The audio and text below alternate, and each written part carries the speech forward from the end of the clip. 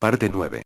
El misterio de Pikachu. Un día de vacaciones de verano, después de haber superado el segundo medio, mi mejor amigo y yo, estábamos aburridos como costumbre tanto de la tele como de los videojuegos que nosotros teníamos, por eso nos decidimos por aventurarnos en el viejo armario de mi amigo, el cual no lo revisaban hace siglos, no lo digo por exagerar, sino que estaba muy sucio. Entramos por la angosta puerta que nos abría paso hacia el armario, tomamos la perilla, y con un poco de fuerza logramos abrirla, ya que la cerradura estaba oxidada, la abrimos, y lentamente bajábamos por las escaleras, las cuales por sus años crujían a cada paso que dábamos. Ya en el tercer escalón podíamos observar cómo era en realidad el armario, pero no les voy a dar mucha información, porque no es importante en este caso. Lo importante es que bajamos, y al lado de una tele vieja, en un baúl de madera viejo, estaba la Game Boy que teníamos cuando chicos, en la cual pasábamos varias horas de diversión, hasta que encontramos otras, como la Nintendo 64 y Super Nintendo, pero el cartucho de Super Mario no estaba, y no teníamos más, por eso decidimos por ir a comprar algunos, entre los cuales yo quería un Pokémon. Al otro día, tomamos un taxi para el centro, paramos en la avenida más concurrida de nuestra ciudad, y iniciamos la búsqueda de los juegos. Salimos a las 10:00 am y ya eran las 5:00 pm y no encontrábamos nada. Decidimos irnos, pero cuando estábamos tomando el taxi para regresar vimos una extraña y pequeña tienda encerrada entre dos tiendas más grandes, pero cerradas. Nos pusimos adelante de la tienda, había un cartel mediano que decía videojuegos de todo tipo, pero nos dio terror cuando vimos un cartel más pequeño decir brujería y vudú de 5:10 en adelante. Ya eran las 5:10 y nos apuramos para ver los juegos. De aquí empieza a ponerse todo raro. Entramos y observamos que la tienda no poseía ampolletas, algo extraño porque todas tienen al menos uno, pero lo más raro no era eso, sino cómo era la tienda. Era una tienda oscura, las murallas y techo pintados de negro, y una sola vitrina, que estaba llena de extraños objetos que no podía comprender qué eran, ya que estaba oscuro y yo estaba muy ansioso por el juego. De repente aparece un misterioso hombre, a simple vista se podía ver que no poseía alma, además de que como estaba medio oscuro, no pude ver bien sus características, solo noté que era alto, calvo y unas gafas redondas, pero gruesas, y tenía una extraña forma de hablar. Le preguntamos qué juegos de Game Boy Color tenía, yo al tiro pregunté por los Pokémon, porque estaba muy ansioso de tenerlo. Él me respondió que solamente le quedaba el Pokémon Edicon Amarilla Pikachu Edition y por ser un juego en una antes jugado no me negé en comprarlo. Al final del día, mi amigo y yo nos compramos el ya nombrado Pokémon, y un juego de Mario, que tanto quería mi amigo, pero antes de salir, el vendedor nos dio una advertencia con respecto a mi Pokémon. Cuidado, ese juego no es normal, todos sus dueños anteriores lo han devuelto. Yo pensé que los otros no sabían jugarlo. Nos despedimos y nos dirigimos hacia la parada para tomar el taxi. Como era muy tarde, decidimos que íbamos a ver los juegos en la mañana, y desde esa noche todo se puso más raro que antes. Estaba a punto de dormirme en mi pieza, cuando decidí observar la carátula del juego Pokémon, porque me lo había llevado yo, y la encontré rara. Primero los colores eran diferentes, más opacos, además de que el cartucho estaba abierto, pero lo raro era la cara de Pikachu, porque esta vez salía con una cara vacía, sin alma, sin color, sin vida. Y eso es raro, porque aunque no lo había jugado sí había visto la carátula. De ahí todo normal hasta la mañana. Me junté con mi amigo en la mañana, como a las 10:00 am y rogándole a mi amigo porque probáramos el Pokémon primero. Empezamos a jugar, pero el juego estaba muy raro. El juego se quedaba en negro mucho rato.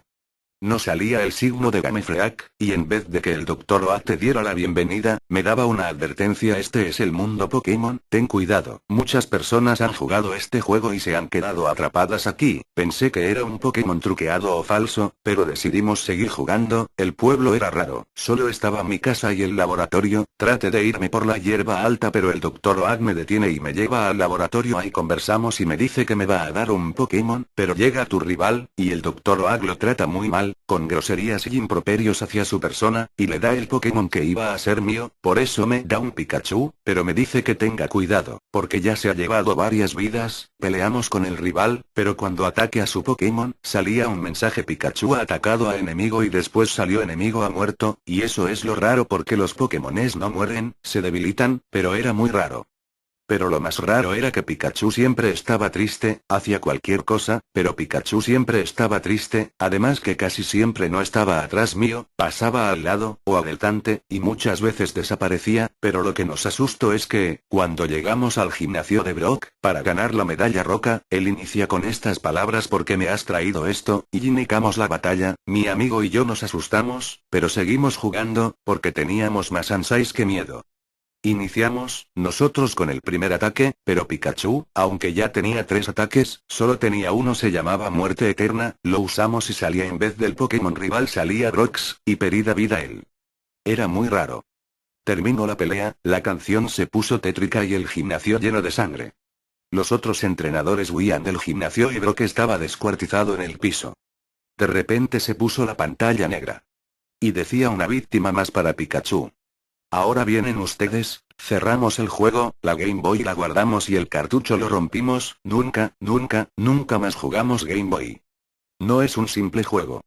Mi historia comienza en un día de verano, el sol quemando cada parte de mi piel como nunca antes lo había hecho, tenía tanta calor que hice lo posible por tener suficiente aire para poder estar en mi pieza y poder jugar mi juego favorito con mi personaje favorito Link, uno de los clásicos personajes de Nintendo, un aventurero que con su espada se embarca en diversas aventuras, que siempre terminan con el encuentro de su enemigo, Ganondorf, un personaje único con un juego de calidad inigualable. Si fuese por contarles la historia de este juegazo no terminaría nunca, pues me la sé de memoria, y este juego lo llevo jugando desde que era pequeño, y hasta el día de hoy, ya siendo un adolescente, todavía me gusta jugarlo y no se me han quitado las ganas de volver a ser niño con los videojuegos. Sin más que narrar de mi infancia, o mejor dicho, centrarme en un hecho particular que me pasó casualmente con un juego de Zelda, que si más lo recuerdo era el Ocarina of Time, mi historia comienza así. Empezando ya de hace poco con mis aventuras en mis videojuegos, un día como todos, calor como lo había dicho anteriormente, y estaba tranquilamente jugando, todo normal, hasta que en un momento se cerró la puerta de forma brusca, me asusté pero supuse que era porque tenía la ventana abierta y la corriente de aire la empujó bruscamente, la dejé ahí y seguí jugando, mi madre llega y me llama a comer, bajé y comí un delicioso plato que no especificaré para no dejarlos con hambres, termino de comer y subo a mi pieza, llego y noté algo raro, observé mi pieza detenidamente y algo no andaba bien, como que los controles o algo no estaban en la misma posición que los dejé antes de irme a comer, pensé solo por un momento y después lo dejé pasar, continué jugando y ¿qué creen? La puerta se cerró bruscamente, pero les digo algo. La ventana estaba cerrada, era imposible que la corriente de aire la haya empujado, me asusté un poco y quise revisar si alguien me estaba jugando una broma, salí y no vi a nadie, me sentí bastante incómodo, esas cosas no pasan porque sí, pensé. Unos días después, estaba con unos amigos y quisimos grabar unas canciones que habíamos hecho que no eran muy buenas, debo decir, pero a nosotros nos gustaban, y bueno, era creación nuestra, así que valía la pena. Empezando a enchufar los instrumentos, y escuché un sonido raro y escalofriante a la vez, como un soplido que rozó mi cuello, me dio un escalofrío, pero no hice nada. Mi mejor amigo prende los instrumentos y empezamos a tocar como nunca antes lo habíamos hecho y de nuevo otro frío me rozó mi cuello, esta vez uno mucho más fuerte, tan fuerte fue que al momento de que me tocara casi salto del susto y en realidad no sé cómo explicar cómo se sintió esa brisa, solo sé que todos me miraron con extrañeza y que ya no sentía mi cuello. Fue tan así que me pegaba en el cuello y no sentía ningún dolor, así que decidí ir al hospital para ver qué pasaba. Camino al hospital, y mi padre todo preocupado y extrañado con lo que me pasaba y como era de costumbre se imaginaba el peor de los casos, me lleva rápidamente a la sala de espera. Al cabo de unos minutos me tocaba entrar al doc, me revisan y los resultados salieron normales, no tenía nada de extraño, dijeron que solo era un adormecimiento común y corriente, a mí me extrañó porque llevaba un par de horas sin poder sentir el cuello de igual manera que antes, pero me quedé tranquilo cuando el doc dijo eso. Me dieron unos remedios que no entendí para qué era, y cuando el doc estaba escribiendo la receta, en una ventana de la sala creí ver una presencia, no tenía idea de qué era exactamente, y no lo alcancé a ver con claridad, me di vuelta y después sentí algo en mi espalda y escuché una voz diciéndome llegó la hora, y miré para atrás y no vi nada, y quise prestar atención a la ventana, y creo haber visto a lo lejos una sombra que se iba apresuradamente, y no alcancé a ver nada. Más confundido que nunca volví a mi casa, y mis amigos preocupados me estaban esperando. Al cabo de unas horas suena el teléfono que los fines de semana mi madre usa como si fuese la Santa Biblia, y justamente mi madre contesta, y escucho a cabo de unos minutos llantos, me pregunté qué pasaba y bajé.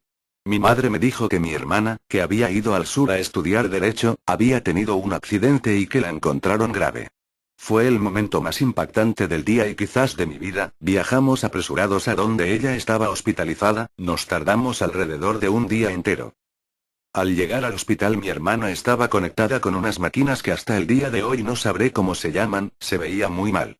Me dio por llorar a ríos, no podía creer ni ver el estado en que estaba mi pobre hermana, lloré junto a sus suaves manos y ella de repente despertó.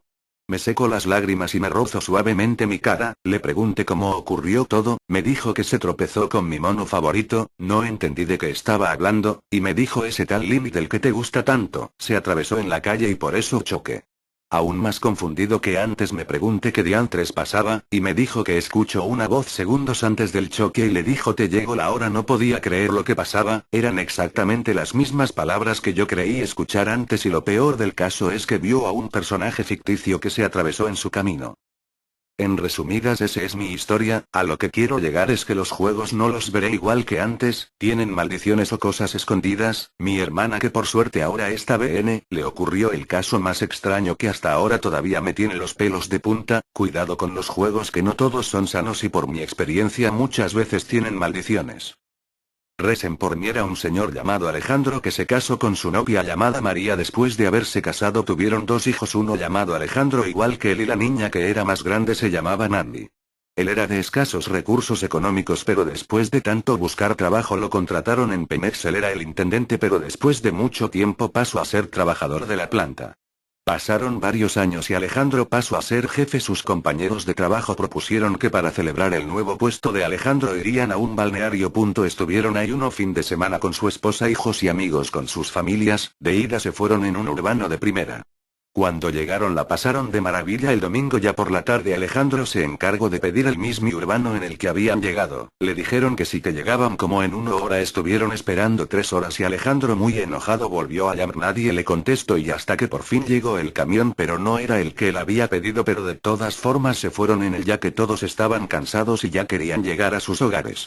Cunado estaban a medio camino, todos iban dormidos, pero Alejandro se despertó porque sintió que el camión iba más rápido de lo normal. Cuando se acercó a preguntarle al chofer por qué la velocidad tan alta, el chofer estaba blanco y no tenía en mano el volante. Él le preguntó que por qué lo había soltado. El chofer asustado le dijo que era porque los frenos no respondían y en menos de 10 minutos el camión se fue por un barranco. Todos murieron menos Alejandro, ya que era por la posición en la que iba. Alejamos quedó inconsciente por 2 días ya que se dio un golpe muy fuerte en la cabeza.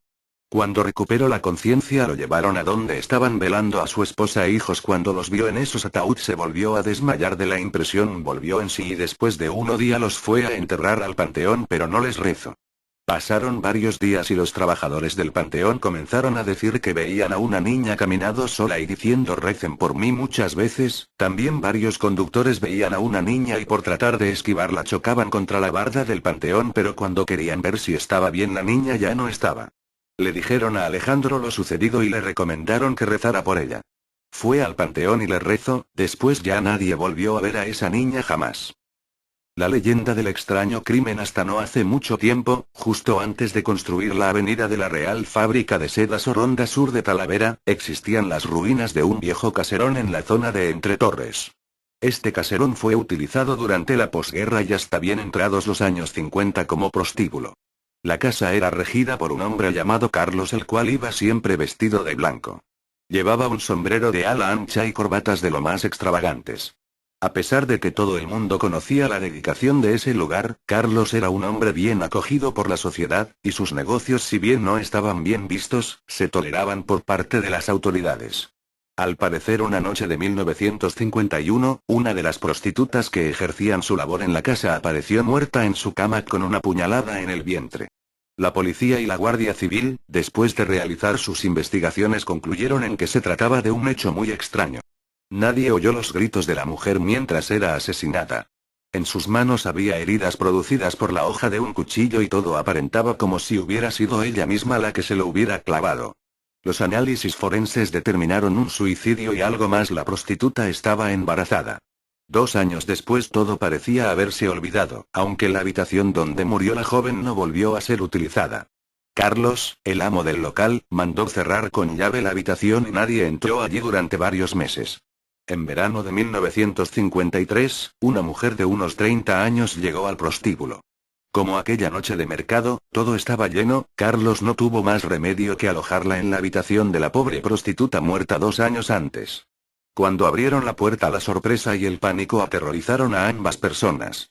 En las paredes alguien había dibujado caras con terribles lamentos, también había cruces y animales como lechuzas, gatos y ratones. Carlos alojó a la nueva mujer junto con una compañera y a la mañana siguiente mandó pintar el cuarto. Sin embargo, y a pesar de su esfuerzo, las caras de lamento volvían a aparecer una y otra vez en la pared.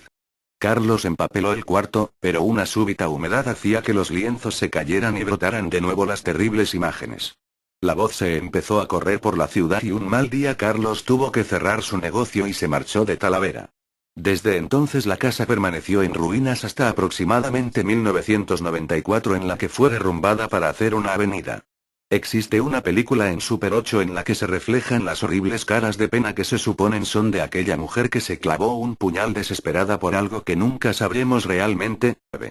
Parte 9.